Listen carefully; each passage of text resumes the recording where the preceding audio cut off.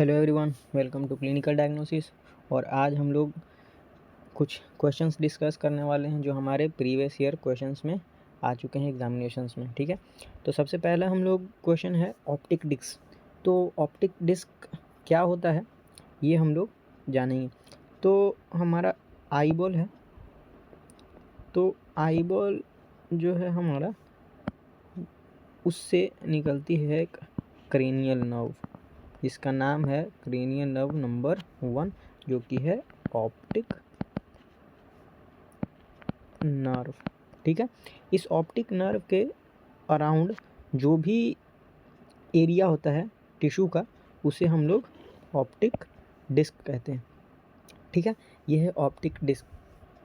तो optic disc से related क्या क्वेश्चन आता है कि हमारा ऑप्टिक डिस्क के पास कौन सा स्पेस होता है।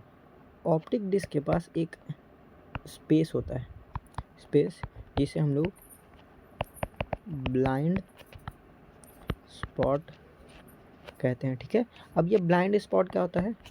एरिया अराउंड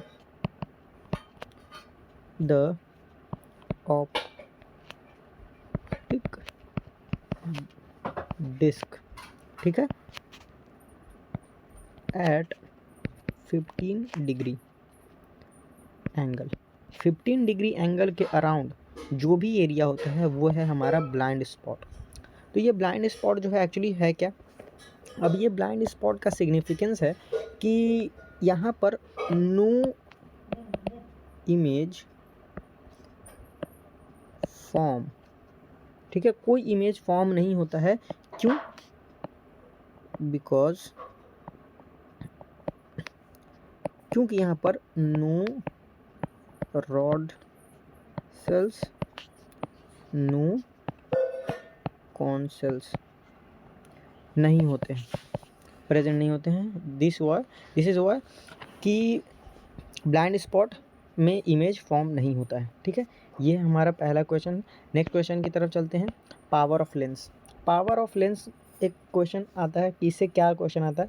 तो क्वेश्चन बहुत तरीके से आते हैं, लेकिन बेसिकली बेस्ड होता है 3 चीज़ों पर कि power of lens actually unit क्या है पावर ऑफ लेंस का।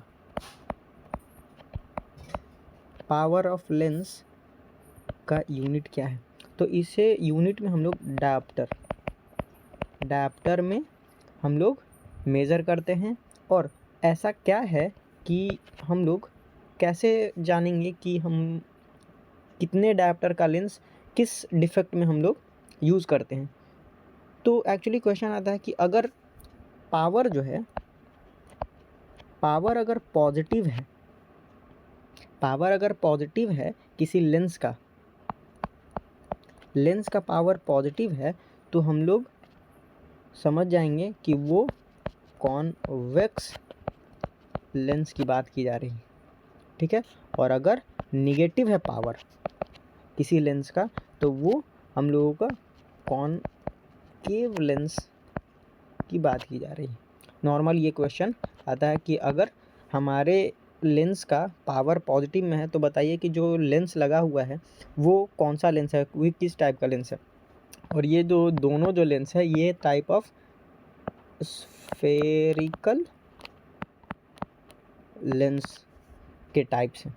ठीक है, ये पावर ऑफ लेंस से रिलेटेड कुछ क्वेश्चंस आते हैं। ठीक है, नेक्स्ट क्वेश्चन है हमारा कि ऑल ऑफ द आईबॉल के मसल जो भी हैं हमारे, वो ऑक्यूलोमोटर से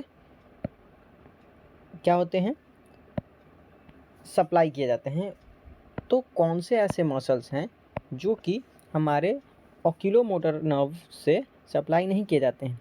तो पहला है हमारा सुपीरियर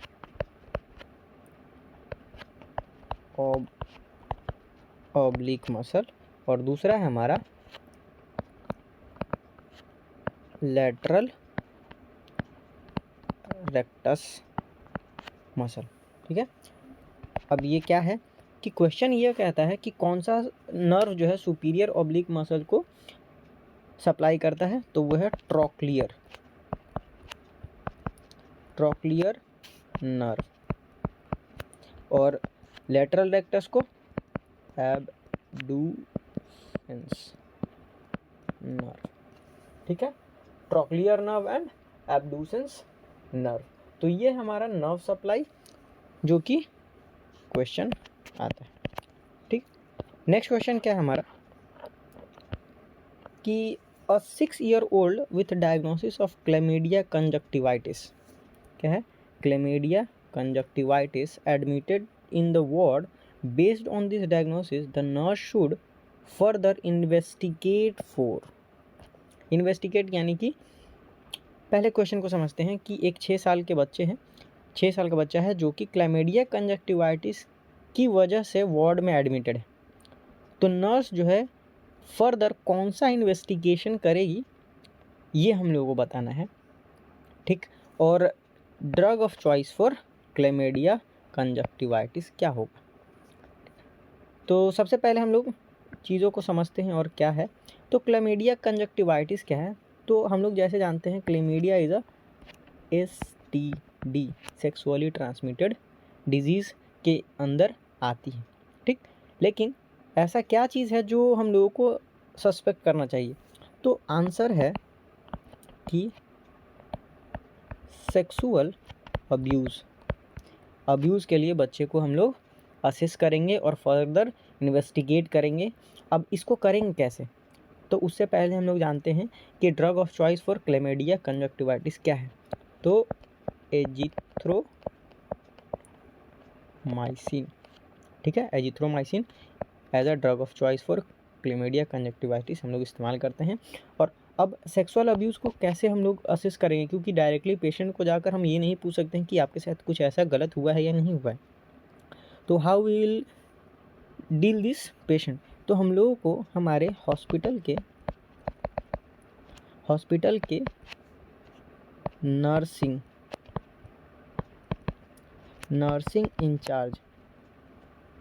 इंचार्ज के पास जाना होगा या फिर सुपरिटेंडेंट के पास जाना होगा और इस केस के लिए हम लोगों को रिपोर्ट करना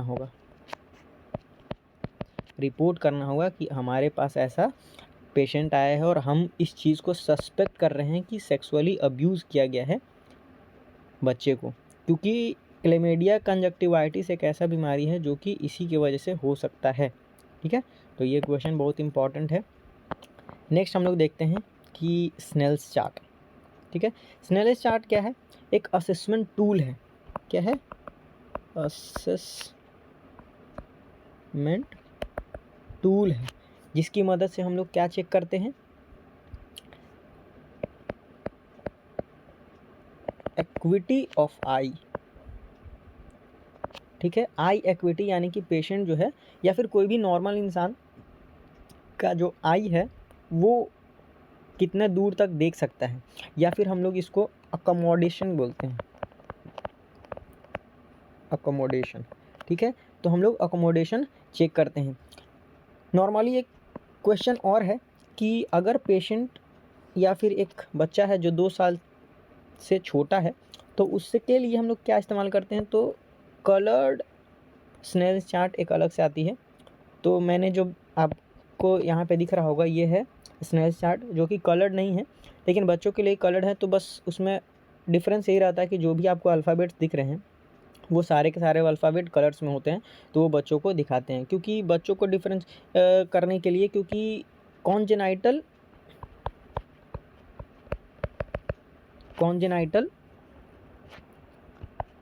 कलर ब्लाइंडनेस को भी हम लोग इससे असेस कर सकते हैं। लेकिन अगर हम एडल्ट हैं तो उसके लिए क्या इस्तेमाल करते हैं, कलर ब्लाइंडनेस इन एडल्ट्स के लिए क्या हम लोग यूज़ करते हैं, हम लोग इशियारा चार्ट का इस्तेमाल करते हैं, इशियारा चार्ट, ठीक है। अब हम लोग देखते हैं कि कैसे हम लोग स्नेल्स चार्ट का इस्तेमाल करते हैं। तो सबसे पहले क्या करते हैं कि हम लोग किसी भी पेशेंट को बैठाते हैं और उनके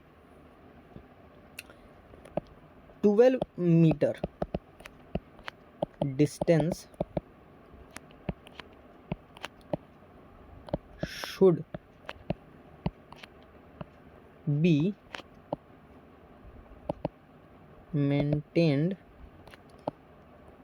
between patient and the chart. 12 metre के डिस्टेंस पर पेशेंट को हम लोग बैठाते हैं, ठीक है। तो नॉर्मली ये सॉरी 12 नहीं, ये 6 होगा, my mistake, sorry for that. ये 6 मीटर की डिस्टेंस पर हम लोग पेशेंट को प्लेस करते हैं। 6 मीटर, या फिर ऐसे एग्ज़ाम में पूछा जाता है कि मीटर या फिर फीट, तो 20 फीट, 20 फीट। और हम लोग मीटर्स में अगर हम लोग डिस्टेंस को ना मेज़र कर रहे हैं तो उसके लिए 6 मीटर, ठीक है।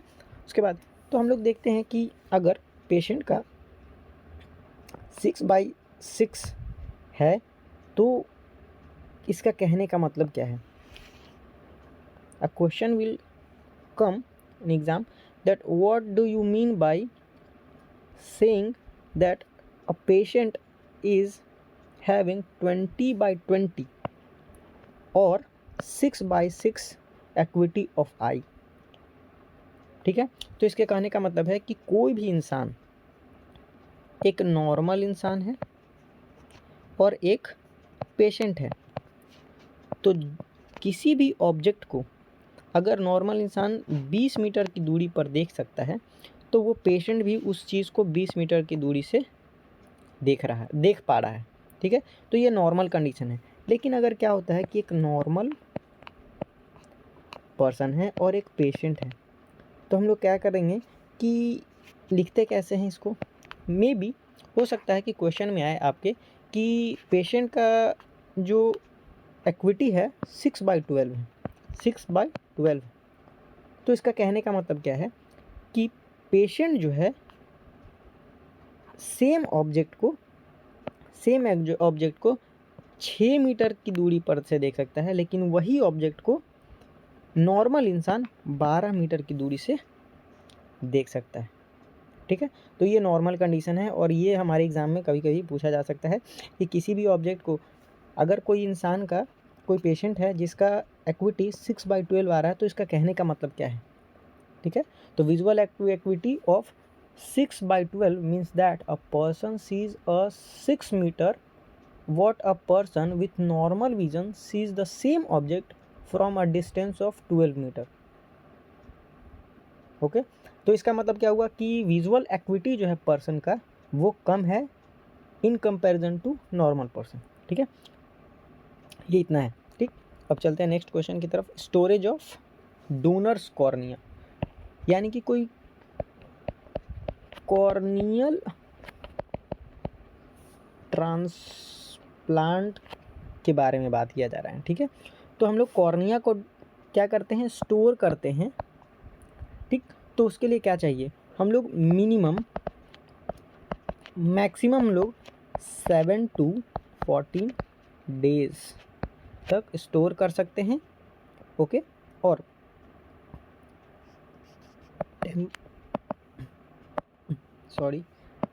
टेम्परेचर कितना होगा, तो टेम्परेचर हम लोग मेंटेन कर सकते हैं 2 to 8 degree Celsius, okay.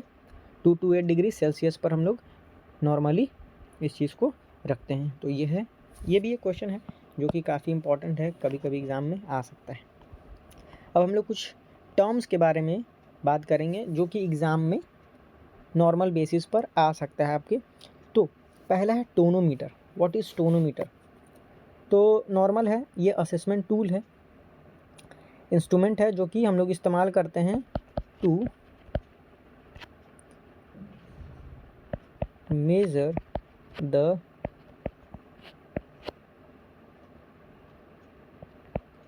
curvature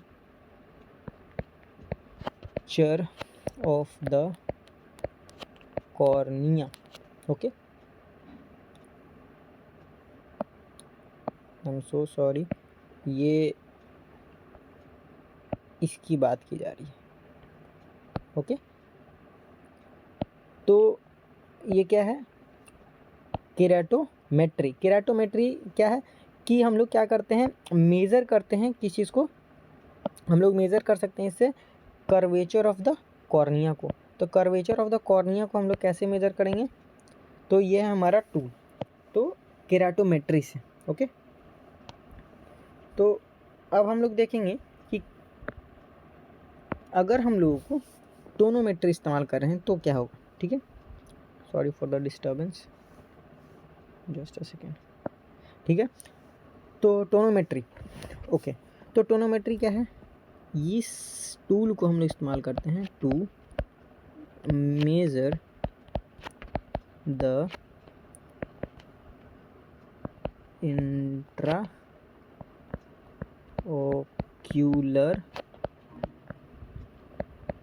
intraocular pressure. ठीक है, इंट्राओकुलर प्रेशर को मेज़र करने के लिए हम लोग इस्तेमाल करते हैं। नॉर्मल इंट्राओकुलर प्रेशर कितना होता है? तो normal intraocular pressure 20 mm of Hg होते हैं। इसके बारे में आगे हम लोग पहले पढ़ेंगे, उसके बाद 20 mm ऑफ Hg। ठीक, 10 to 20 mm ऑफ Hg है। नॉर्मली 20 mm ऑफ Hg हम लोग लेते हैं। केराटोमेट्री मैंने बताया कि to measure curvature of the cornea. Cornea क्या है? हमारे सबसे ऊपरी लेयर है, यानी सबसे superficial layer of the eyeball which is transparent. ठीक है, तो इन ओकुलेशन क्या होता है? ठीक, इन न्यूक्लिएशन क्या है? ये सर्जिकल प्रोसेस है, सर्जिकल प्रोसेसर, जिसमें कि हम लोग रिमूवल करते हैं, removal of eyeball plus optic nerve. Okay, keratotomy, what is keratotomy? तो हम लोग देखते हैं कि केराटोटोमी किसको कहते हैं। तो केराटोटोमी जो है removal of corneal epithelium. Corneal epithelium को हम लोग रिमूव करते हैं, उसको केराटोटोमी बोलते हैं। केराटोमिलियोसिस, नेक्स्ट वन, केराटोमिलियोसिस किसे कहते हैं? तो हम लोग प्लास्टिक सर्जरी करते हैं ऑफ कॉर्निया, जिसमें क्या करते हैं हम लोग? रीशेप करते हैं कॉर्निया को। क्या कहते हैं? रीशेप कॉर्निया करते हैं, ताकि कॉर्निया को हम लोग, कॉर्निया क्या है? तो हम लोग देखते हैं कि हमारे आई बॉल के सबसे ऊपरी लेयर को हम लोग कॉर्निया बोलते हैं। इस कॉर्निया को अगर हम लोगों को रीशेप करना है, तो रीशेप क्यों करते हैं? तो कभी कभी क्या होता है, ये कॉर्निया का जो कर्वेचर है ये कुछ ऐसा हो जाता है, तो जिसकी वजह से हमारे आई में कुछ डिफेक्ट आ जाएंगे। This is abnormal condition. तो इसमें हम लोग क्या करना पड़ेगा? रीशेप करना पड़ेगा। तो कहीं से हम लोग इसको काट देंगे और फिर इसको रीशेप कर देंगे, ताकि वो फिर से अपने नॉर्मल फिजियोलॉजिकल शेप में आ जाए। ओके, तो इसके लिए हम लोग क्या करते हैं? केराटोमिलियोसिस। नेक्स्ट है हमारा एक्सएंटरेशन। एक्सएंटरेशन क्या है? या फिर इसको हम लोग एविस्पिरेशन कहते हैं। ये स्पेलिंग मिस्टेक है, तो don't follow this one. Okay, करता हूँ, ठीक है, सॉरी। इसका मतलब क्या है कि जब भी हम लोग removal of entire content of orbit, यानी कि आई बॉल जिस सॉकेट में होता है उस पूरे कंटेंट को हम लोग रिमूव कर देंगे। अब इसमें करेंगे क्या? तो किन किन चीज़ों को, दैट इज़, तो हम लोग किन किन चीज़ों को रिमूव करेंगे? आई बॉल प्लस आई लीड्स। आई बॉल और आई लीड दोनों को रिमूव करेंगे। ये total removal of content of orbit कहलाता है। इसको बोलते हैं एविस्क्रेशन। ओके, नेक्स्ट हम लोग देखेंगे कि आईओपी इंट्रा ऑकुलर प्रेशर क्या होती है। तो इंट्रा ऑकुलर प्रेशर नॉर्मली जो है हमारा 10 to 20 mm या फिर 10 to 21 mmHg कह सकते हैं, 20 mmHg भी हम लोग कह सकते हैं नॉर्मली, ठीक है। अब कभी कभी क्वेश्चन क्या आता है कि what will the measure of intra ocular pressure in unit of mm of H2O, यानी कि हमारे यूनिट बदल दिया तो उसमें पूछा जाएगा कि अगर हम लोग कहते हैं कि 10 to 20 mmHg, अगर हमारा इंट्राऑकुलर प्रेशर है mm ऑफ Hg यानी कि मिलीमीटर ऑफ मर्क्यूरी, तो what will be the measurement of intraocular pressure in mm of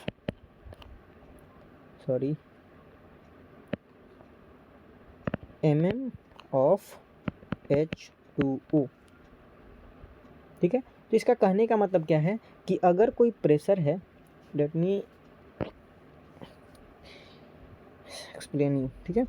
अगर कोई क्लोज कंटेनर है तो mm ऑफ Hg यानी कि ये है कुछ मेज़रमेंट मिलीमीटर में, ठीक है, जिसके अंदर एक कंपार्टमेंट में Hg यानी कि मर्क्यूरी रखी गई है और सेम कंटेनर के में हम लोगों ने वाटर को रखा है, ठीक है। तो अगर हम लोग कोई प्रेशर जनरेट कर रहे हैं, इसके थ्रू प्रेशर जनरेट कर रहे हैं किसी भी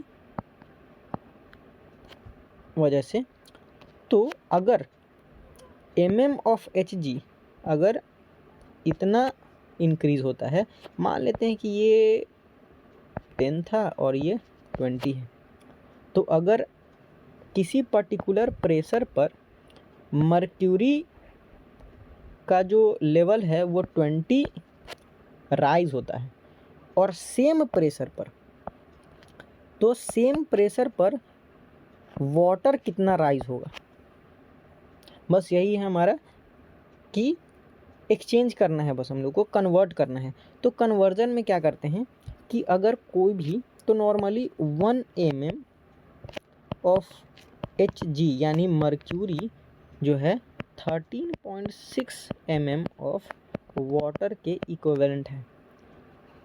तो करना क्या हम लोगों को, अगर नॉर्मली दिया गया है, आपको पता है कि 10 to 21 या 20 मैंने बताया, तो ये नॉर्मल क्या है, इंट्राऑकुलर प्रेशर है, किसमें mm of mercury, millimetre of mercury में ये यूनिट दी गई है। तो नॉर्मली अगर हम लोगों को जानना है कि या फिर क्वेश्चन में पूछा है कि mm ऑफ H2 में बताइए, तो क्या करेंगे हम लोगों को कुछ नहीं करना है, बस 1 से मल्टीप्लाई कर देंगे, ठीक है।